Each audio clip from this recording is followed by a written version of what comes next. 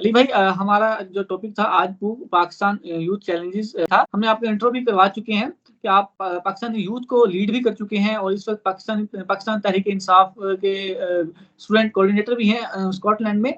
तो सबसे पहले हमारा क्वेश्चन आपसे ये है कि पाकिस्तान में जो स्टूडेंट्स रहते हैं, नौजवान नस्ल है, वो अपनी गवर्नमेंट से मायूस क्यों है? सबसे पहले तो वकास भाई आपका इस अपॉर्चुनिटी का शुक्रिया। और आपके सवाल का सबसे पहला जवाब तो यही है कि यूथ को अपॉर्चुनिटीज नहीं मिल रही। सबसे पहले तो जो 35 साल तक के पाकिस्तानी हैं वो पूरी पाकिस्तानी पॉपुलेशन का 65% है। आप कोई भी पॉडकास्ट देख लें, आपने बहुत अच्छा इनिशिएटिव शुरू किया है, उसमें मोस्टली 20 से 35 साल के जो पाकिस्तानी है हमें कंसीडर नहीं किया जाता, हमारी कोई आवाज नहीं है, हमारे मसाइल पे कोई बात नहीं करता, हमारी जो लीडरशिप है वो यूथ के साथ उस तरह एंगेज नहीं करती। एक साल में 2 साल में जो है वो एक आधी दफा जो है वो एक यूनिवर्सिटी में विजिट कर लेते हैं और वो समझते हैं उन्होंने अपनी रिस्पॉन्सिबिलिटी पूरी कर ली है। तो जो यूथ के साथ एंगेजमेंट है वो बहुत मिनिमम है। एटलीस्ट MP MNA लेवल पे हर हल्के में यूथ के साथ एंगेजमेंट, यूथ के इश्यूज जो है उनको करना चाहिए। फिर एक लॉन्ग लास्ट 10 ईयर से एक इकोनॉमिक क्राइसिस से पाकिस्तान गुजर रहा है, यूथ को अपॉर्चुनिटीज नहीं मिल रही हैं। इतने लंबे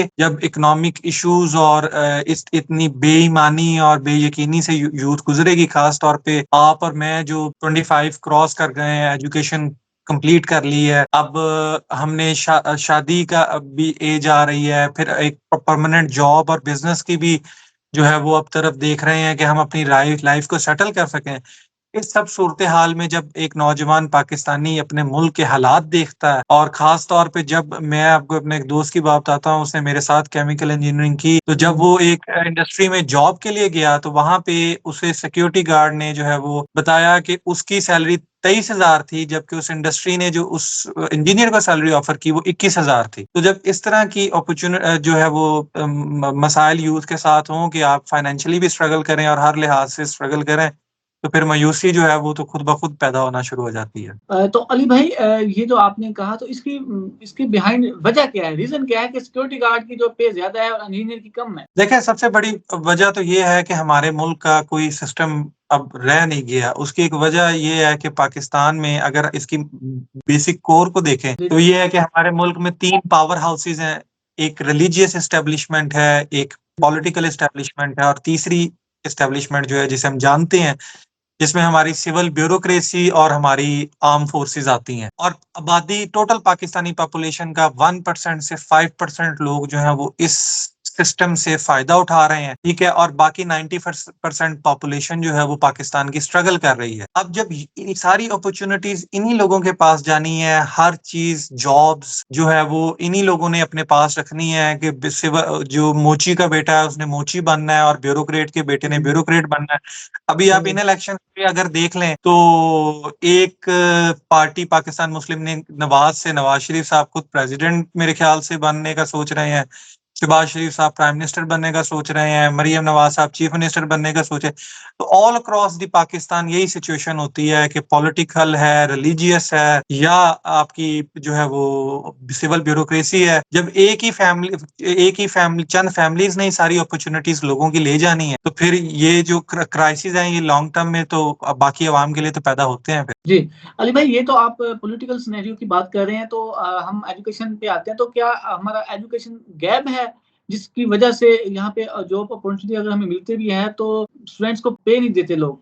मीन्स के फॉरेन कंट्रीज की स्टडी का लेवल और हमारी जो पाकिस्तान की स्टडी का लेवल है उसमें गैप है क्या, कहाँ कमी है? देखिए, डिफरेंस तो बहुत ज्यादा है। अगर आप पाकिस्तान के बड़े शहरों को निकाल दें, कराची को निकाल दें, लाहौर को निकाल दें, इस्लामाबाद को निकाल दें, बाकी की जो 17 18 20 करोड़ पाकिस्तानी पॉपुलेशन है उनके लिए तो ना होने के बराबर अपॉर्चुनिटीज है। मेरा ताल्लुक साउथ पंजाब से है। डिवीजन बहावलपुर, डिवीजन डीजी खां, डिवीजन रहीम यार खां, एक भी कोई बड़ी मेजर यूनिवर्सिटी नहीं है। यूईटी के 5 कैंपस हैं अपर पंजाब में, साउथ पंजाब के लिए एक कैंपस नहीं है, ठीक है। फिर अब मैंने खुद FSC लाहौर से की है, इंजीनियरिंग लाहौर से की है, जो मेरे फादर अफोर्ड कर सकते थे। जी अब जी मोस्टली पॉपुलेशन जो पिंड देहात से है वो नहीं अफोर्ड कर सकते इतनी अच्छी स्कूलिंग, इतनी अच्छी यूनिवर्सिटीज, तो वो फिर सबसे ज्यादा चीज होती है एक्सपोजर। एक्सपोजर नहीं, अपॉर्चुनिटीज नहीं मिलती। मैं आपको छोटी सी एक इसमें बात ऐड करता हूँ। मैं हांगकांग गया, मेरी जो है वो सिलेक्शन हुई थी समर प्रोग्राम में, यूएस गवर्नमेंट की तरफ से फंडेड था। तो वहाँ यूनिवर्सिटी ऑफ हांगकांग में मुझे 6-7 पाकिस्तानी स्टूडेंट्स मिले, वो सब के सब कराची से थे। उन्हें अपॉर्चुनिटीज का पता था, उन्होंने स्कॉलरशिप्स के लिए अप्लाई किया, यूनिवर्सिटी में उनका एडमिशन हुआ, वो चले गए। बाकी पाकिस्तान को तो पता ही नहीं होता कि आप हमारे मुल्क में क्या चल रहा है, तो बाकी दुनिया में क्या अपॉर्चुनिटीज है। मीन्स आपके कहने का मतलब है कि जो हमारा एजुकेशन है वो इक्वली नहीं है पूरे कंट्रीज में, ऐसे है? बिल्कुल ऐसे ही है। ठीक है। अच्छा अली भाई, आप हमें ये बताएं जो मेजर मेजर चैलेंजेस हैं पाकिस्तान यूथ के लिए, वो कौन से हैं? देखिए, सबसे पहले तो हमारी जो पाकिस्तानी यूथ है, इसको एक स्लेव माइंडसेट अगर मैं कहूँ तो कहीं न कहीं उसके नीचे कंट्रोल किया जाता है। उसकी सबसे बड़ी मिसाल ये है कि आपको मैंने तीनों पावर हाउसेस के बारे में बताया। जी, जी, बिल्कुल। पावर हाउसेस में जब आप अपने बच्चों को बचपन से ये सिखाना शुरू हो जाएँ कि आपने मज़हब पे बात नहीं करनी, आपने एस्टेब्लिशमेंट के खिलाफ बात नहीं करनी, आपने पॉलिटिशियंस के खिलाफ बात नहीं करनी, तो लोगों की ग्रोथ रुक जाती है। लोगों का सवाल करने की ताकत, लोगों की सोचने की जो पोटेंशियल है, वो कम हो जाती है। बिल्कुल, उसकी बिल्कुल। वजह से फिर एक स्लेव पॉपुलेशन पैदा होती है, जो पाकिस्तान में अब मसला हो रहा है। वो फिर अपॉर्च्युनिटीज़ और हर लिहाज से कई दफ़ा तो ये नज़र आता है कि ये इंटेंशनली ये चीज़ें की गई हैं, ताकि जो मेजॉरिटी है पाकिस्तान की, वो सवाल ना कर सके। तो ये अब उसके बाद फिर क्या वो होता है कि जब आपकी मेजर पॉपुलेशन जो है अनअवेयर है, आप अपने मुल्क की इकोनॉमिक एक्टिविटी में कंट्रीब्यूट नहीं कर पाते, उस वजह से इकोनॉमिक चैलेंजेस आते हैं। यूथ अनएम्प्लॉयमेंट बहुत बड़ा इश्यू है, इकोनॉमी के बाद वो बढ़ती है। फिर जी, जी। मेडिकल, एजुकेशन, हर डिपार्टमेंट जो है वो इफ़ेक्ट होता है कि जब आपकी पॉपुलेशन का एक इतना बड़ा हिस्सा जो है वो सही मायनों में इकोनॉमी में कंट्रीब्यूट नहीं कर पाता, ना टेक्निकल इंस्टीट्यूट है, ना कोई और इस तरह की अपॉर्च्युनिटीज़ हैं। ये बहुत बड़ा इश्यू है। जी, जी। अच्छा, तो आप क्या समझते हैं फिर पाकिस्तान में कभी नौजवानों की तरक्की के लिए कभी मौके पैदा नहीं होंगे क्या? देखिए, अभी तक तो जब तक पाकिस्तान की ये माशी सूरत-ए-हाल है, तो अब तक तो कोई उम्मीद नहीं नज़र आती। उसकी सबसे बड़ी वजह ये है कि हमारी इकोनॉमी इस टाइम बैंकरप्ट हो चुकी है। ये सबसे बड़ी बात ये है। हम लोग हमारी इकोनॉमी वेंटिलेटर पे है, बाहर से पैसे आते हैं, हमारे कुछ महीने अच्छे गुज़र जाते हैं, उसके बाद फिर हम देखते हैं उसकी वजह से क्या हो रहा है, ग्रोथ नहीं हो रही। जब ग्रोथ नहीं होती, फेडरल गवर्नमेंट के पास अब फंड्स नहीं है, आप अपॉर्च्युनिटीज़ नहीं क्रिएट कर सकते, फॉरेन इन्वेस्टमेंट नहीं मुल्क के अंदर इंटरेक्ट बुला पा रहे, एक्सपोर्ट जो है वो कम हो रही है, इम्पोर्ट ज़्यादा हो रही है, तो यूथ के लिए अपॉर्च्युनिटीज़ कहाँ से निकलनी है? सबसे बड़ा सवाल तो इसके लिए एक लॉन्ग टर्म 10 ईयर प्लान की, एक नेशनल इकोनॉमिक पॉलिसी की, एक बड़े विज़न की, एक स्ट्रॉन्ग पॉलिटिकल गवर्नमेंट की ज़रूरत है, जो पाकिस्तान में अभी इस वक़्त नहीं है। अच्छा अली भाई, आपने जैसे इन मसाइल का ज़िक्र किया है, इन मसाइल को देखते हुए जो पाकिस्तानी नौजवान हैं, वो इस मुल्क से जाना चाहते हैं बाहर, मीन्स के वो बिल्कुल है। फॉरेन कंट्रीज़ में जाना चाहते हैं, तो वो बाहर जाके मेहनत करना पसंद करते हैं, वो पाकिस्तान में रहकर मेहनत क्यों नहीं करते? देखिए, मैं अगर 1990s की बात करूँ, जो हमारे पेरेंट्स थे, वो पाकिस्तान में रहना, पाकिस्तान में रह के बिज़नेस करना, उसको प्रायोरिटी देते थे। जी, जी। ठीक है, बानिस्बत बाहर जाने के। मगर जब पाकिस्तान में सबसे बड़ा एक जो तबाही पाकिस्तान की फेरी, वो 2 जमातों ने फेरी, पाकिस्तान मुस्लिम लीग नवाज़ ने, पाकिस्तान पीपल्स पार्टी ने, कि उन्होंने एक जी, जॉब जी। कल्चर शुरू किया। जी, पैसे जी। लेके लोगों की सरकारी इदारों में भर्तियाँ होती थीं। जी, एक सीट पे 3-3 लोग, मतलब एक जहाँ पे एक बंदे की ज़रूरत है, वहाँ 3-3 लोग रखे जाने लग पड़े। उससे क्या हुआ, बिज़नेस के लिए लोगों को प्रॉपर अपॉर्च्युनिटीज़ नहीं प्रोवाइड की गई। तो उससे फिर ये हुआ कि बिज़नेस का पाकिस्तान में रुझान कम होता गया, जॉब का रुझान बढ़ता गया। इकोनॉमी पे भी उसका वाज़िया इम्पैक्ट नज़र आया, हमारी मैन्युफैक्चरिंग सेक्टर जो है उससे हिट हुआ। तो लोगों ने अब जब जॉब्स भी नहीं मिल रही लोगों को, क्योंकि अब नौकरियाँ तो वही हैं। मतलब जी, जी। सीएसएस की 250-300 सीट है 25 करोड़ अवाम पे, फिर उसके बाद बाकी भी पंजाब में कुछ लाख 1.5 लाख नौकरी हो जाएगी। अब लोग फिर मजबूर हैं, बेचारा जो अनपढ़ आदमी है वो सऊदी अरब की तरफ देखता है, यूएई की तरफ देखता है, जो बेचारे पढ़े लिखे लोग हैं वो यूएस जाने को, यूके जाने को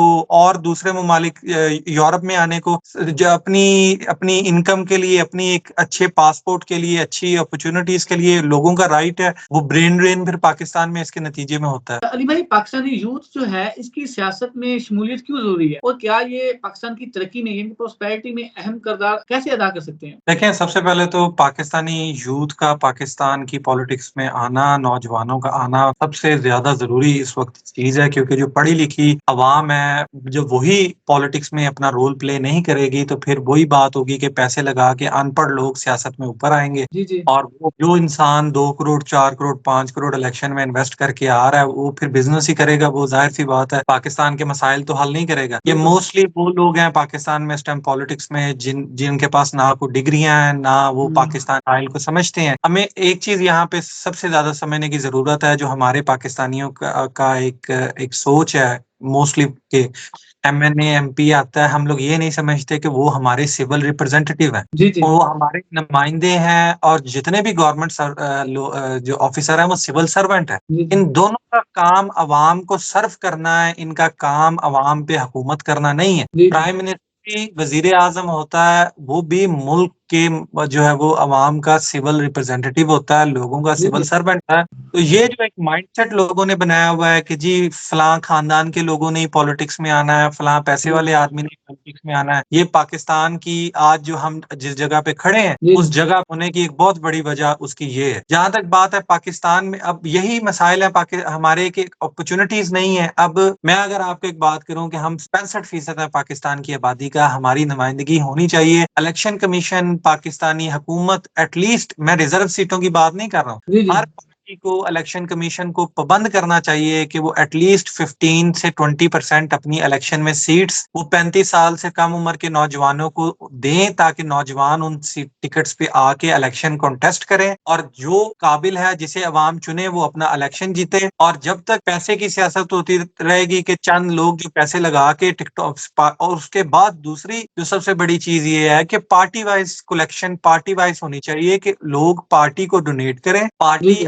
हर पार्टी अपनी कलेक्शन के हिसाब से अपने जो इलेक्शन लड़ रहे हैं लोग, उनको फंड्स डिस्ट्रीब्यूट करे, और जी, जी। इलेक्शन कमीशन इस चीज को मॉनिटर करे कि कोई भी आदमी जो है वो अपनी एक तयशुदा अमाउंट से ज्यादा इलेक्शन में इन्वेस्ट ना करे। अभी मैं कल आर्मी चीफ साहब का बयान एक सुन रहा था, जिसमें वो कह रहे थे कि जी पॉलिटिशियंस का मिड टर्म एवेल्युएशन होनी चाहिए, और पाकिस्तान पॉलिटिक्स में इश्यूज हैं, कोई जो है वो इससे रिलेटेड लेजिस्लेशन नहीं कर रहा। तो ये बात ये है कि जो लोग इस सिस्टम से फायदा उठा रहे हैं, उन्हें क्या जरूरत है कि वो इस तरह की लेजिस्लेशन और इस तरह की तरमीमें आइन में करें जिससे नौजवानों को फायदा हो, जिससे खवातीन को फायदा हो। तो ये मैं अभी भी ये बात करता हूँ, पाकिस्तान जो आपके व्यूअर्स सुन रहे हैं, कि जी। इस जो खौफ का बुत है, इसको जैसे खान साहब ने कहा है, ये जो ज़हनी गुलामी है और जो पाकिस्तान की हकीकी आज़ादी है, ये तभी मुमकिन है जब पाकिस्तान का नौजवान सबसे पहले तो अपने हकूक का सवाल करेगा, तीनों जी। पावर से करेगा, फिर अपने आप को, जिस बंदे को पॉलिटिक्स का शौक है, एक तो हमारे मुल्क में सबसे बड़ा इशू ये है कि हर बंदा पॉलिटिशियन बनना चाहता है, मगर गलत पर्पसेस होते हैं कि प्रोटोकॉल के लिए। ये एक जी, इंटरेस्ट की जी। बात, पॉलिटिशियंस का काम मुल्क चलाना नहीं होता। चलिए। मुल्क सिविल जी, जी। ब्यूरोक्रेसी ने चलाना है, फौज ने दिफा करना है, जुडिशरी ने इंसाफ देना है, और जो हुँ। पॉलिटिशियंस हैं उन्होंने लेजिस्लेशन करनी है। आप जी, जब जी। पाकिस्तान के आइन को ही नहीं पढ़ेंगे, आप लेजिस्लेशन प्रोसेस को ही नहीं समझेंगे, आप एक अच्छे पॉलिटिशियन कभी नहीं बन सकते। तो ये चीजें हैं जो हमें यूथ को पहले पॉलिटिक्स में आने से पहले समझना चाहिए। Current affairs, international affairs, Pakistani constitution, इन सब चीजों को सीखें, और उसके बाद जो है वो आप पॉलिटिक्स में जरूर आए। अच्छा अली भाई, आप पाकिस्तान में जो पीएमएल ज़िया है, उसके यूथ विंग के सरबराह थे, वाइस प्रेज़िडेंट थे मीन्स के। तो आपको किस चीज़ ने मजबूर किया कि पाकिस्तान तहरीक-ए-इंसाफ में आपने शमूलियत इख्तियार की? देखिए, सबसे पहले तो ये कि शुरू से मैंने इमरान खान साहब को सपोर्ट किया है, इमरान खान साहब के विज़न को सपोर्ट किया है, ठीक है? और जिस वक़्त मैंने पाकिस्तान मुस्लिम लीग ज़िया 2018 के इलेक्शन से पहले जॉइन की, उस जी, वक़्त जी। मेरे होम टाउन में, मेरे हलके में पाकिस्तान तहरीक-ए-इंसाफ नहीं थी, ज़िया लीग का और पाकिस्तान तहरीक-ए-इंसाफ का इल्हाक था। नो जी, डाउट जी। ज़िया लीग ने हलके के लिए बड़े अच्छे काम किए थे और सारा कुछ था, मगर उनका इंटरनेशनल विंग नहीं था। तो मकसद इमरान खान साहब को, उनके विजन को as a young Pakistani support करना था। तो जब मैं यहाँ आया हूँ, तो जब मुझे पाकिस्तानी पीटीआई यूके ने ये सीट ऑफर की, ये अपॉर्चुनिटी मुझे मिली, तो मैंने इस अपॉर्चुनिटी को लिया, और आगे भी जो है वो मेरी फर्स्ट प्रेफरेंस जो मर्जी हो जाए वो कल भी पाकिस्तान तहरीक इंसाफ थी, आज भी पाकिस्तान, और वो भी खान साहब के विजन और खान साहब की जो है वो लीडरशिप की वजह से। अली भाई, क्योंकि आप फॉरेनर हैं, फॉरेन कंट्रीज में रहते हैं, तो मैं इस सिलसिले में एक क्वेश्चन मजीद करना चाहूंगा कि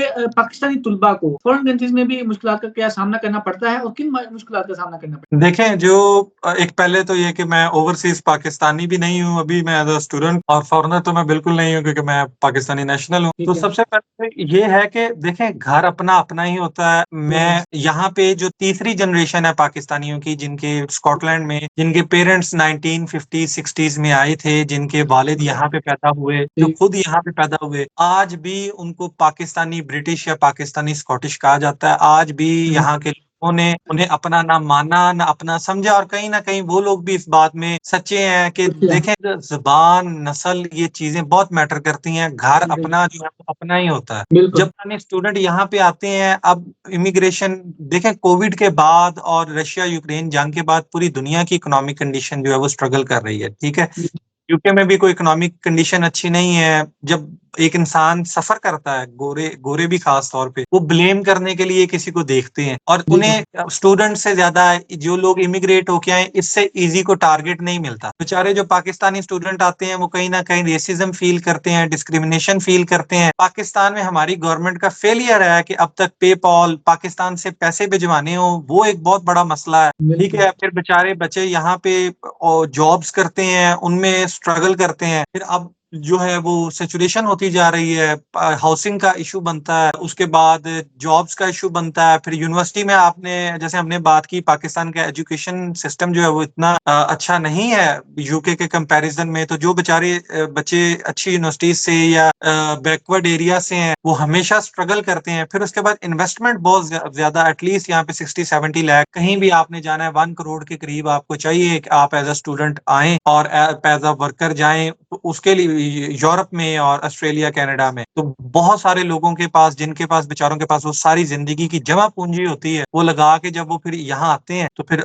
जाहिर सी बात है, आपने घर को भी सपोर्ट करना है, आपने अपने आप को भी सपोर्ट करना है, अपनी फीसिस भी देनी है, आपने अपनी फैमिली के लिए कुछ सेविंग्स भी करनी है। तो वो ऑब्वियसली इतनी इनकम दुनिया में किसी भी मुल्क में नहीं होती, तो इश्यूज अपने आप क्रिएट होते हैं। अच्छा अली भाई, मैं एक पॉलिटिकल आपसे क्वेश्चन करना चाहूंगा। क्या तहरीक-ए-इंसाफ इलेक्शन जो रिसेंट हुए हैं वो जीती है, इसे हम ये कहेंगे, या हम इसे ये कहेंगे कि मुस्लिम लीग नून या पीपल पार्टी इलेक्शन हारे हैं, हम ये कहेंगे? देखें, अब सबसे बड़ी बात ये है कि अवाम ने अपना मैंडेट, अपना वोट, अपना हक अदा कर दिया, ठीक है। ठीक है। एविडेंस और प्रूफ जो है वो उस पे हम सारी रात चाहे बात करते रहें, ठीक है। अभी जो है वो अमेरिकन और जो फॉरेन कंट्रीज ने कहा कि इलेक्शन साफ शफाफ नहीं हुए हैं, तो उस पे पाकिस्तानी फॉरेन मिनिस्ट्री ने कह दिया कि ये हमारा अंदरूनी मसला है। मगर सबसे बिल्कुल। बड़ी बात ये है कि ये इलेक्शन पाकिस्तान तहरीके इंसाफ की मॉरल विक्ट्री है, और वैसे तो विक्ट्री है ही, जी, जी। कि हमने पूरी दुनिया को बताया कि मैं एज अ पाकिस्तानी अपने लोगों पे,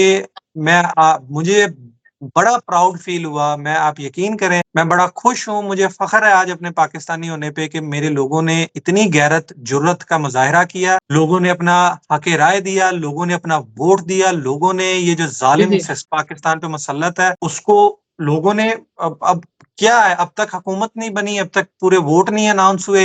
नवाज शरीफ साहब ने अपनी जो है वो तकरीर जो है वो बिल्कुल। लेट की, अभी कभी इसके तरले कर रहे हैं, कभी उसके तरले कर रहे हैं। तो जी, ये जी। तो अवाम ने, और सबसे बड़ी चीज पता क्या है आपको, मैं एक बात यहाँ पे ऐड करता चलूं कि लोग इमरान खान साहब के सपोर्ट करते हैं क्योंकि उस वो हमारी हकीकी, जो मैंने आपको पॉइंट बताए हैं, हमारी हकीकी हकीकी आजादी की बात उन्होंने की। ठीक है। हमारे यूथ का, मैं एज अ यंग पाकिस्तानी, पहला हमने वजीर आजम देखा बिल्कुल। जिसने हमारे मसाइल की बात, बिल्कुल। ठीक है। तो हमारे लिए तो पीटीआई को जिताना जो था वो ये आर पार की लड़ाई थी, और मैं समझता हूँ पाकिस्तानी नौजवानों ने, पाकिस्तानी अवाम ने ये आर पार की लड़ाई, अपना वोट दे के ये लड़ाई हमने जीती है। बिल्कुल, जिस तरह आप बात कर रहे हैं, इसी तरह अगर पीपल पार्टी हो गई या दूसरी जमातें हैं, मुस्लिम लीग नून है, वो भी अगर यूथ की बात करें तो वो भी अपने वोटर को ग्रैब कर सकती हैं, यूथ के जो मीन के वोटर को अपनी तरफ माइल कर सकती हैं। तो आखिर में जो नौजवान आपको देख रहे हैं, बेशक वो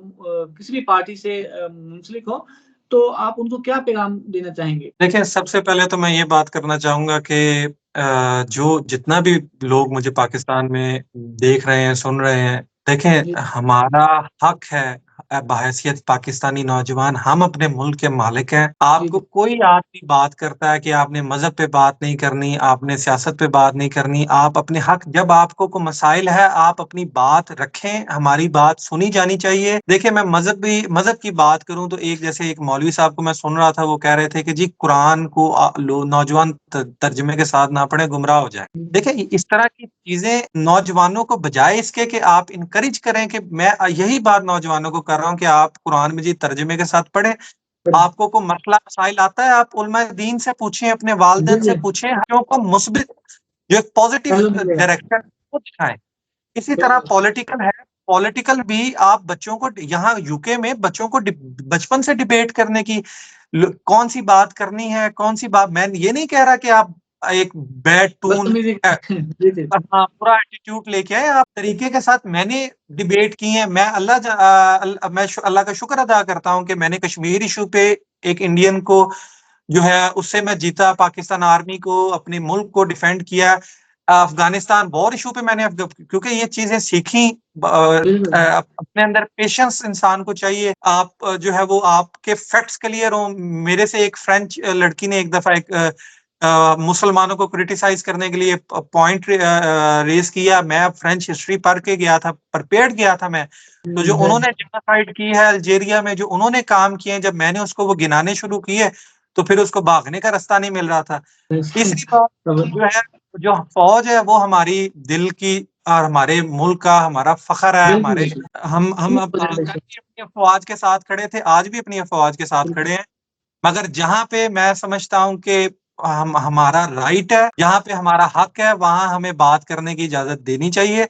और मैं आखिर में ये बात करूँगा जो भी नून लीग और पीपल पार्टी का यंग वोटर हम मुझे आज सुन रहा है, देखें हम गैरतमंद कौम है, हम बहादुर कौम है, चाहे आपका ताल्लुक किसी भी वोटर से है किसी भी पार्टी से है। जब शहबाज शरीफ साहब ने ये बात की कि हमने इंडिया के सामने अपना सबक सीख लिया है, मैं नहीं जी, समझता कि कोई भी पाकिस्तानी ऐसा है जिसको इस बात से तकलीफ ना हुई हो। जुल्म हमारे साथ हुआ था, ज़्यादती हमारे साथ हुई थी, कश्मीर हमारा जायज़ हक था, हमसे गैर कानूनी तरीके से छीना गया। अब इस पे भी मैं बात करूँ पाकिस्तान हर लिहाज से ठीक है। बिल्कुल, वज़ीर-ए-आज़म साहब, शहबाज शरीफ साहब की इस बात ने हमें तकलीफ वही ज़हनी गुलामी, वही जो है वो यूथ और पाकिस्तानी नौजवानों को के और हमारी बड़ों की कुर्बानियों पे वो सवाल है।